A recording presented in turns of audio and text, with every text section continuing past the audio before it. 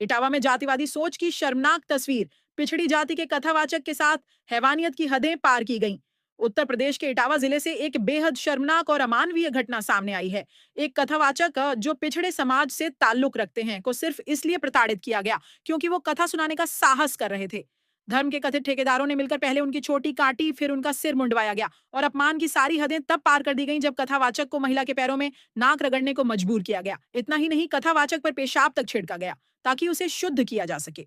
क्या यही है धर्म? क्या यही है आस्था? यह घटना न सिर्फ एक व्यक्ति का अपमान है, बल्कि भारत के संविधान और समानता की आत्मा पर सीधा प्रहार है। जब तक समाज में जातिवादी सोच को नहीं तोड़ा जाएगा, तब तक कोई भी सुधार अधूरा है। चमार होकर के यहाँ भागवत कहने आए हो और इन्होंने बहुत हमें मारकूट करना शुरू कर दिया। यहाँ तक कि हमारे बाल काट दे, ब्राह्मण के मूत्र तुम्हारे ऊपर पड़ गया, अब तुम पवित्र हो गए। जगह को नकली पंडित बन के गाँव में व्यास की सीट पे बैठे है, देख ले उसका चेहरा। दलिया तिवारी आए मनु के बन के, चमार है यहाँ कर रहा हूँ भागवत।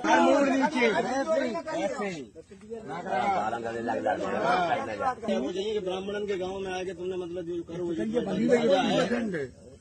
जिंदगी तुम्हें ऐसा करबो नहीं चाहिए तो जो तुमने करो।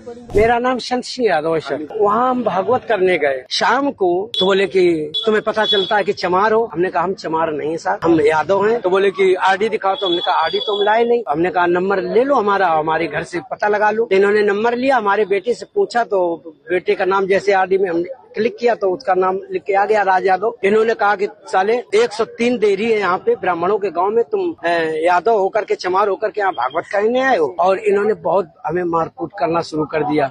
रात भर इन्होंने बहुत टॉर्चर किया सर, यहाँ तक कि हमारे बाल काट दे। और जो परीक्षित बना था, परीक्षित की मैडम से इन्होंने मूत्र, बोले भाभी आप अपना मूत्र ले आओ, उसे मूत्र से हमारे ऊपर छिड़का इन्होंने। बोले ये अब पवित्र हो गए। तुम्हारी हिम्मत कैसे पड़ गई कि ब्राह्मणों के गाँव में आए अहिर होकर के, और तुम्हें तो चमार लोग बता रहे हैं।